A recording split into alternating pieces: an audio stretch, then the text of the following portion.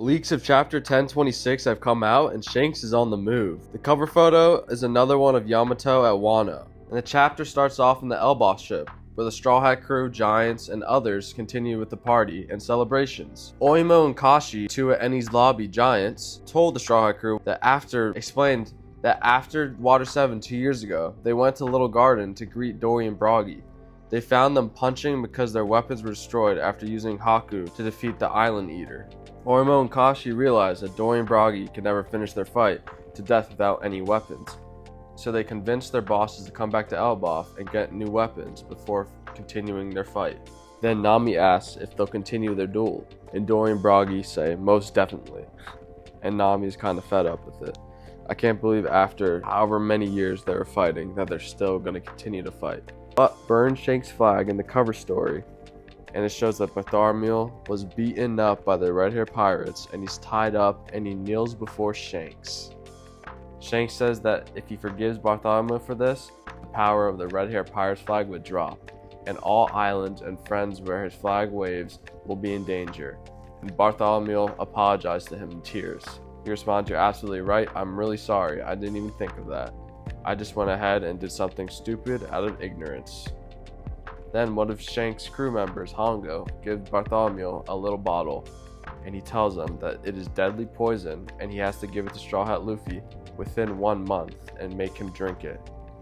This right here really made me believe that Shanks is an actual villain of the story, and it would have been the biggest plot twist most likely in anime history. But you'll see later on how it's a very big misconception. Bartolomeo is surprised and he says, "What?" Hongo responds, "Whoever drinks it will die from immense pain with blood bursting out of their body, and your boss must take the responsibility for what you did." And Bartolomeo's crew says, "That's too cruel. Luffy and the other senpais have nothing to do with this." Suddenly, Bartolomeo grabs the bottle of poison with his mouth and he drinks it himself. That has to be one of the most stupid things I could ever imagine someone doing, but out of all people, Bartolomeo would be that person. So he peed on people in the stands at Dressrosa, so I could see him doing it. Shanks and Beckman observe the scene while Bartolomeo talks in tears. Now Bartolomeo goes on a big rant about Luffy. "Luffy didn't give us his flag or his brother cup to bear them. We just took them on our own, so it has nothing to do with Luffy. Want even a second of Senpai's precious time to be wasted on the likes of us. This is another incident of a scoundrel who foolishly challenged a Yonko and paid the price for it. Hardly newsworthy." Bartolomeo says too he wanted to see Luffy become the Pirate King, but he won't see, and it's because he's an idiot. Luckily though, inside the bottle was not poison, and Shanks lets them go. This was all a plan by Shanks. He really is 2 steps ahead, like Nico Avocado. And Bartolomeo's ship, I just found out, is called Going Luffy. It sails away from the island at full speed. Bartolomeo tells Gambia he thought Shanks was a terrifying man because of his Yonko status, but he now has discovered Shanks is very naive. And for what he's saying right now, what's about to happen is it's karma. At the same time, we see Shanks smiling in the Red Forest, and Beckman approaches him to talk about it. He asks, "Why are you grinning about this, boss?" And Shanks says, "It just brings me joy to think Luffy has someone that cares so much for him." I thought Shanks was going to be an evil character at the end of One Piece and there's going to be a big plot twist, but this kind of cements that Shanks really cares about Luffy, and I think Shanks is going for the One Piece to try to motivate Luffy to get it quicker. He's just there to compete with Luffy, but not beat him. Yasop appears behind Shanks and Beckman, and he aims his rifle at the Going Luffy. And he says, "Alright boss, move out the way, business is business." And he shoots and destroys Bartolomeo's ship in a huge explosion, and we can see Luffy's figurehead destroyed. And it says, the narrator says, near the coast of Garto Island, the ship of Bartolomeo pirates is sunk, and their fate is unknown. I find this crazy. How does Yasop, probably the 4th in command on the Shanks pirates, Shanks lets Bartolomeo pirates go, and Yasop tells Shanks that business is business and just blows up their ship. They know that the red hair pirates know that Bartolomeo pirates are close to Luffy. Maybe they think that Luffy doesn't want to be around them and that they forced their truce on him, which they really did. but Luffy likes them. I find this kind of weird. If it was Shanks that did it, I would still think he was going to be a villain, but it was someone in his crew, so it's not as big of a deal. Now, this is going to all the places in the One Piece world, because we cut to Hachinosu, and Blackbeard has returned and is now meeting with his nakamas. And I find funny, pirates in the Hanachu are on fire and ready to go for the One Piece with Teach. Kizaru is controlling the giant skull that has some bandages due to Garp and Kobe's attacks, and Sajin Wolf is helping with the island reconstruction. He's replacing buildings to their original location, but at the same time he's destroying more buildings because of his size. It's a bunch of nothing, and then Blackbeard is very angry at Kizaru for letting Kobe and Maria escape. Kobe was very important to negotiate with the world government and the Marines, but at the same time he's very happy because Kuzan managed to capture Garp. I feel like Garp is a way better deal than having Kobe. Garp is 10 times stronger than Kobe. As you'll see, he's most likely stronger than Kuzan himself. So having him is a really good. The Blackbeard pirates are in a really good spot. Teach does his iconic laugh. Well, isn't that amazing? And Kizaru says, "See, Teach, the value went up." And Kuzan said, "To be precise, I intended to kill him, but he survived." And they're talking about Garp here. And Teach says, "A job well done, Kuzan. I can't think of anyone else who could have got him." And then Kuzan responds, "Well, it took most of me to just get near." So this basically proves that Garp is stronger than Kuzan, because Garp went against all the pirates on the pirate island, got stabbed in the chest by Shiru, and fought a 1v1 against Kuzan after all of that. And Kuzan said he had to go all out to just get near to Garp. So he knows that he's not on the level of him. And I find it kind of messed up. And now we get to see Garp, and he's covered in bandages and is tied up with a lot of chains in a dark cell. And Pudding is also in the meeting. She's forced to sit on Blackbeard's side while he says that they even got the three-eyed girl too. This is setting in stone that Blackbeard is going to look for the last poneglyph. He's going to try to use Pudding to read these poneglyphs and find Laughtail.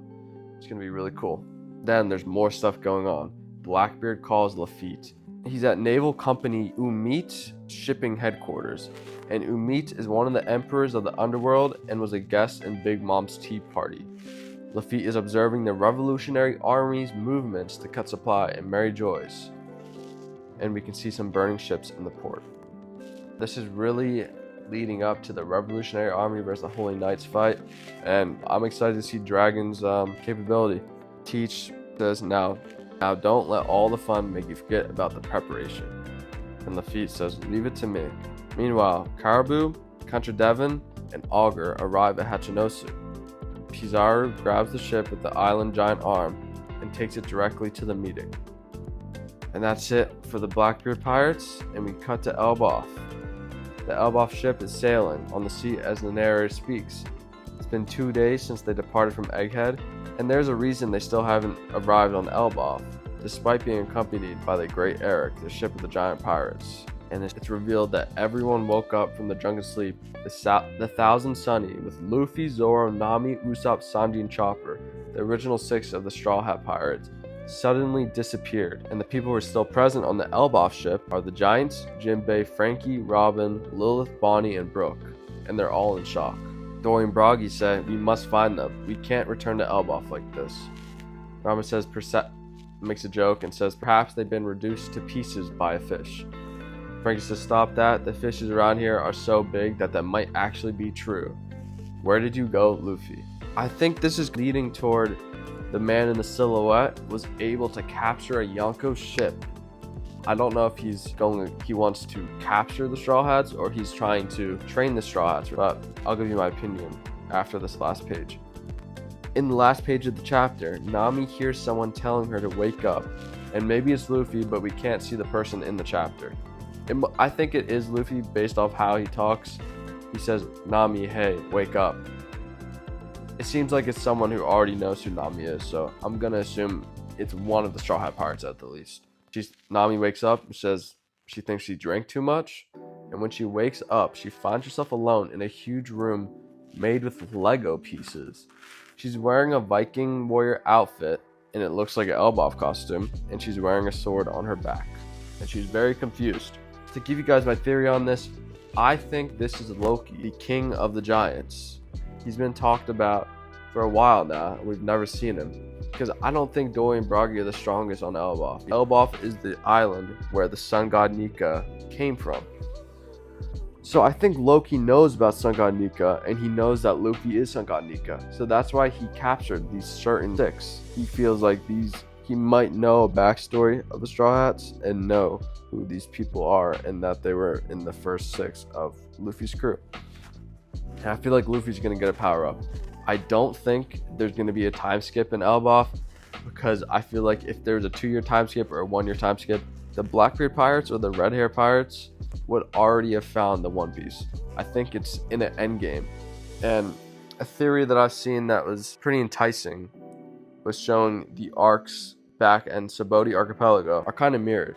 Subodi Archipelago is mirrored with Egghead Island, as a lot of you guys know. And then after that, the Straw Hats split in both scenarios. In Subodi Archipelago, they all split 1 by 1.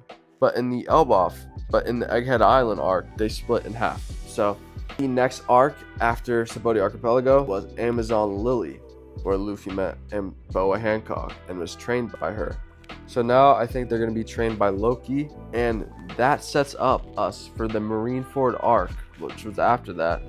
So now I'm thinking that we will see an Elbaf war arc. I don't know if it's the final war. There's a lot of things to get through, but I'm very excited for the future of One Piece right now. And to end this chapter, the editor's message is, "What is this place? A new adventure awaits." And that's the end of the chapter, and there's no break next week. So next week, I'm going to be coming out with another video summarizing the chapter and giving my thoughts. But boy, we're on Elbaf, and I'm ready. Egghead was a great arc. It might go down as the best arc in One Piece. I might put Marineford above it still, but I would put it over Wano any day. Thank you guys for watching the video. Be sure to subscribe for more One Piece content.